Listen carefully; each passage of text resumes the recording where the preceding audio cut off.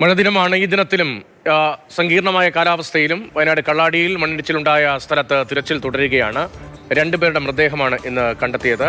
ബീഹാർ സ്വദേശിയായ മുഹമ്മദ് ഇമ്രാന്റെയും മറ്റൊരു മൃതദേഹവുമാണ് കണ്ടെത്തിയിരിക്കുന്നത്. മീനാക്ഷിപ്പുഴയ്ക്ക് സമീപത്ത് നടത്തിയ തിരച്ചിലാണ് മൃതദേഹം കണ്ടെത്തിയത് എന്നാണ് മുഹമ്മദ് ഷഹീദ് റിപ്പോർട്ട് ചെയ്യുന്നത്. ഷഹീദ് നമുക്കൊപ്പം ചെന്നിട്ട്. ഷഹീദ്, ഇപ്പോൾ മരണസംഖ്യ ആദ്യം 3 പേർ മരിച്ചു, അവരുടെ മൃതദേഹങ്ങൾ കണ്ടെത്തി, അക്കാര്യം സ്ഥിരീകരിച്ചതാണ്. അതിനുശേഷം ഇപ്പോൾ 2 പേരുടെ മൃതദേഹങ്ങൾ കൂടി കണ്ടെത്തുകയാണ്. ഇതിപ്പോൾ ഈ മണ്ണിടിഞ്ഞ ഭാഗത്ത് തന്നെയാണോ അതോ അവിടെ നിന്ന് മാറിയാണോ ഈ തിരച്ചിൽ നടക്കുന്നത്?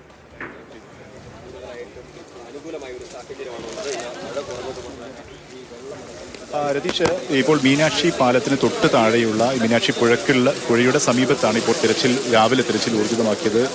അല്പസമയം മുമ്പ്, ഒരു അരമണിക്കൂർ മുമ്പ് ഇന്ന് ആദ്യത്തെ മൃതദേഹം കണ്ടെത്തിയിരുന്നു. മുഹമ്മദ് ഇമ്രാൻ എന്നുള്ള ബീഹാർ സ്വദേശിയായ എക്സ്കവേറ്റർ ഓപ്പറേറ്ററായിരുന്ന ഈ സൈറ്റിലെ തൊഴിലാളിയുടെ മൃതദേഹമാണ് കണ്ടെത്തിയത്. അതിനുശേഷം അല്പസമയത്തിനകം തന്നെ രണ്ടാമത്തെ മൃതദേഹവും ഏകദേശം അതിന്റെ സമീപത്ത് വെച്ച് തന്നെ ഈ തിരച്ചിൽ ായിട്ടാണ്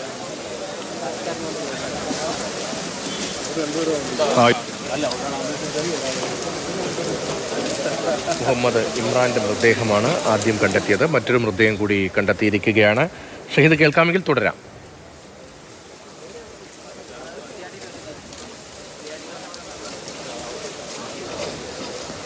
സൂചിപ്പിച്ചതുപോലെ തന്നെ പാലത്തിന് താഴെയാണ് തിരച്ചിൽ. ശബ്ദത്തിൽ ചെറിയ വ്യക്തത കുറവുണ്ട് ഷഹീദിലേക്ക് ഞാൻ തിരികെ വരാം. നേരത്തെ നമ്മൾ പറഞ്ഞതുപോലെ കാലാവസ്ഥ മോശമാണ്, ഹൃദയഭേദകമായ വൈകാരികമായ രംഗങ്ങളുമാണ് അവിടെ. സ്വാഭാവികമാണ്. കേരളത്തെ കണ്ണീരിൽ ആഴ്ത്തിയ സംഭവമാണ്. കേരളത്തെ മാത്രമല്ല, അവരുടെ സ്വദേശങ്ങളെയും ബന്ധുക്കളെയും എല്ലാം കണ്ണീരിലാഴ്ത്തിയ വലിയ ആഘാതമായൊരു അപകടമാണ് കഴിഞ്ഞ ദിവസം ഉണ്ടായത്. ഇപ്പോൾ മരിച്ച ഇമ്രാന്റെ സഹോദരനാണ് എന്നതാണ് അവിടെ നിന്ന് ലഭിക്കുന്ന വിവരം. ബന്ധുക്കൾ ഉൾപ്പെടെ ഈ അപകട വിവരമറിഞ്ഞ് നിരവധി പേരാണ് കള്ളാടിയിലേക്ക് എത്തിയത്. തിരച്ചിൽ തുടരുകയാണ്. ഇനിയും 3 പേരെങ്കിലും മണ്ണിടിയിലുണ്ട്, അല്ലെങ്കിൽ പുഴഭാഗത്തുണ്ട് എന്നതാണ് കരുതപ്പെടുന്നത്. ആ നിലയിലാണ് ഇതുവരെയും വന്നിരിക്കുന്ന വിവരങ്ങൾ. ഇപ്പോൾ കള്ളാടിയിൽ മണ്ണിടിച്ചിലിൽ മരിച്ചവരുടെ എണ്ണം, മൃതദേഹങ്ങൾ ലഭിച്ചവരുടെ എണ്ണം 5 ആയിരിക്കുകയാണ്. ഇന്ന് 2 പേരുടെ മൃതദേഹങ്ങളാണ് കണ്ടെത്തിയത്. ഇന്ന് രാവിലെ കണ്ടെത്തിയത് ബീഹാർ സ്വദേശി മുഹമ്മദ് ഇമ്രാന്റെയാണ്. അദ്ദേഹത്തിൻ്റെ സഹോദരനെ നമുക്ക് ആ ദൃശ്യങ്ങൾ കാണാം. മറ്റൊരു മൃതദേഹം കൂടി കണ്ടെത്തിയിട്ടുണ്ട്. മീനാക്ഷിപ്പുഴയ്ക്ക് സമീപത്ത് നടത്തിയ തിരച്ചിലാണ് ഈ 2 മൃതദേഹങ്ങൾ കണ്ടെത്തിയത്. ഇന്നലെയും ദുർഘടമായ കാലാവസ്ഥയായിരുന്നു, പ്രതികൂലമായ അന്തരീക്ഷമായിരുന്നു. പക്ഷേ ഇന്നലെയും തിരച്ചിൽ തുടരുകയായിരുന്നു. ഇന്നും തിരച്ചിൽ തുടരുകയാണ്. പുഴയിൽ ഉൾപ്പെടെ കുത്തൊഴുക്കുണ്ട്. കുത്തൊഴുക്കിൻ്റെ ദൃശ്യങ്ങളൊക്കെ നമ്മൾ കണ്ട ആ കുത്തൊഴുക്കിലും തിരച്ചിൽ തുടരുകയാണ്.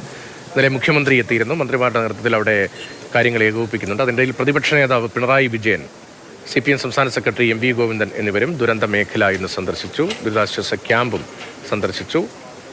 ആ വിവരങ്ങളിലേക്ക് കൂടി പോകാം. സാരംഗ് സുരേഷ് കൂടി നമുക്കൊപ്പമുണ്ട്. സാരംഗ്, പിണറായിയുടെയും MV ഗോവിന്ദൻ്റെയും സന്ദർശനവുമായി ബന്ധപ്പെട്ട് എന്തൊക്കെ വിവരങ്ങൾ പങ്കുവയ്ക്കാൻ കഴിയും? ഒപ്പം അവരുടെ പ്രതികരണങ്ങൾ ഏത് നിലയിലാണ് ഈ തിരച്ചിലടക്കമുള്ള കാര്യങ്ങളിലും തുരങ്കപാതയുടെ ഭാവി സംബന്ധിച്ചും?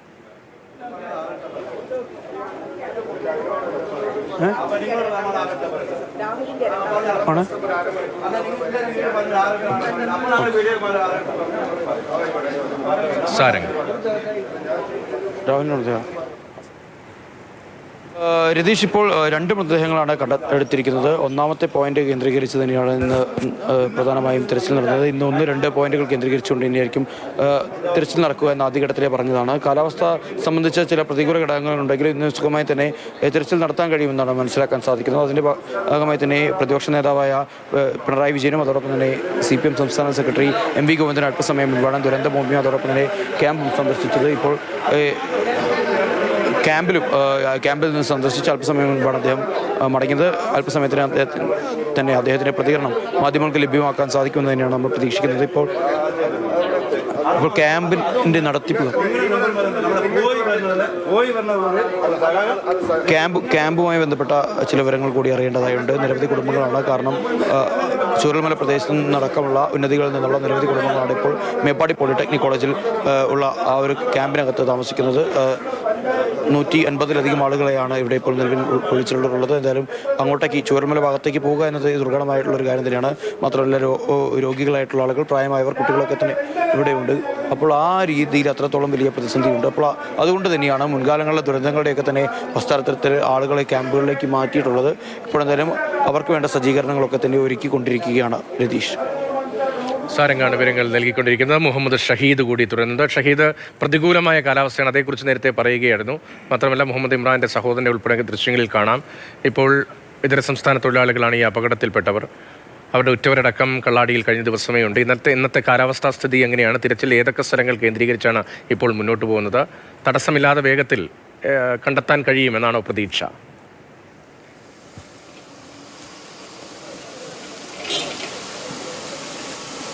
രതീഷ്, ഇപ്പോൾ ഈ കള്ളാടി മീനാക്ഷി പാലത്തിന് സമീപത്ത് തിരച്ചിൽ നടക്കുന്ന സ്ഥലത്ത്, അപകടമുണ്ടായ സ്ഥലത്ത് മഴയുണ്ട്. രാവിലെ ഒരു തെളിഞ്ഞ കാലാവസ്ഥ ഉണ്ടായിരുന്നു, പക്ഷേ വീണ്ടും മഴയിലേക്ക് ഈ ഭാഗം വന്നിരിക്കുന്നു എന്നുള്ളത് തന്നെയാണ്. അത് തിരച്ചിലിനെ പ്രതികൂലമായി ബാധിക്കുകയും ചെയ്യും. പക്ഷേ രാവിലെ അനുകൂലമായ ഒരു സാഹചര്യം ഉണ്ടായിരുന്നു. 2 ദിവസമായി അപകടത്തിന് ശേഷം തന്നെ തുടർച്ചയായി മഴ ഈ പ്രദേശത്തുണ്ടായിരുന്നു. അതുകൊണ്ട് തന്നെ ഈ നല്ല വെള്ളം താഴെയുള്ള മീനാക്ഷി പുഴയിലുണ്ടായിരുന്നു, കലങ്ങി ഒഴുകുകയായിരുന്നു. പക്ഷേ ഇന്ന് അല്പം ജലനിരപ്പ് താഴുകയും അവിടെ ഈ ഒഴുക്കിൻ്റെ ശക്തി കുറയുകയും ഒക്കെ ചെയ്തു, വെള്ളം തെളിയുകയും ഒക്കെ ചെയ്തു. അതുകൊണ്ട് തന്നെയാണ് ഈ പാലത്തിന് സമീപത്ത് വെച്ച് തന്നെ ഇന്ന് 2 മൃതദേഹങ്ങൾ കണ്ടെടുക്കാൻ കഴിഞ്ഞത്.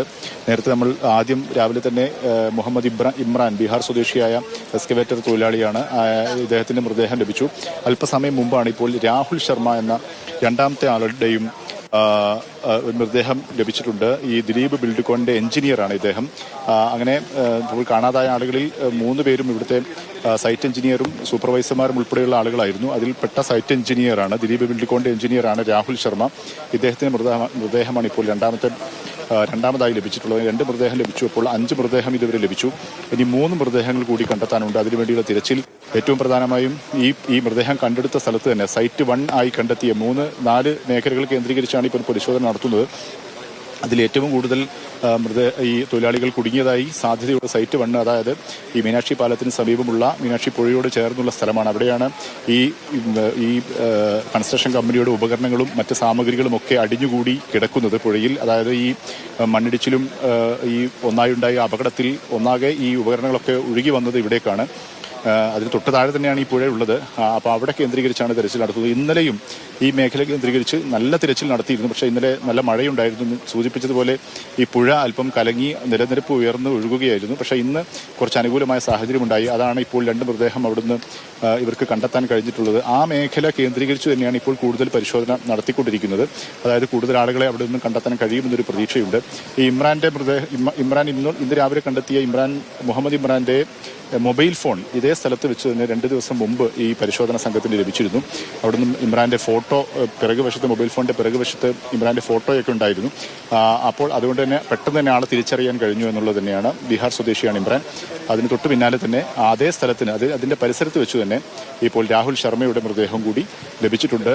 മഴ ഇപ്പോഴും പെയ്യുന്നുണ്ട്, പക്ഷേ അതിന് പരിഗണിക്കാതെ തിരച്ചിൽ ഊർജിതമാക്കാൻ തന്നെയാണ് തീരുമാനം. മന്ത്രിമാരായ AP അനിൽകുമാറും T സിദ്ദിഖും ഈ സ്ഥലത്ത് തന്നെ തുടരുന്നുണ്ട്. അവരുടെ മേൽനോട്ടത്തിൽ തന്നെയാണ് ഇപ്പോൾ തിരച്ചിൽ നടന്നുകൊണ്ടിരിക്കുന്നത്. ആവശ്യമുള്ള ഉപകരണങ്ങളും ഹിറ്റാച്ചി, JCB ഉൾപ്പെടെയുള്ള ഉപകരണങ്ങൾ ആവശ്യത്തിന് ഇങ്ങോട്ട് എത്തിക്കുന്നുണ്ട്. ആ തരത്തിൽ പരിശോധന, പ്രത്യേകിച്ചും മീനാക്ഷി പാലത്തിന്റെ സമീപത്ത് അതിന്റെ താഴെ കേന്ദ്രീകരിച്ചാണ് ഇപ്പോൾ ഇന്ന് കൂടുതൽ പരിശോധന നടത്തിക്കൊണ്ടിരിക്കുന്നത്. ശരി, 4 സോണുകളായി തിരിച്ചാണ് പരിശോധന നടക്കുന്നത്.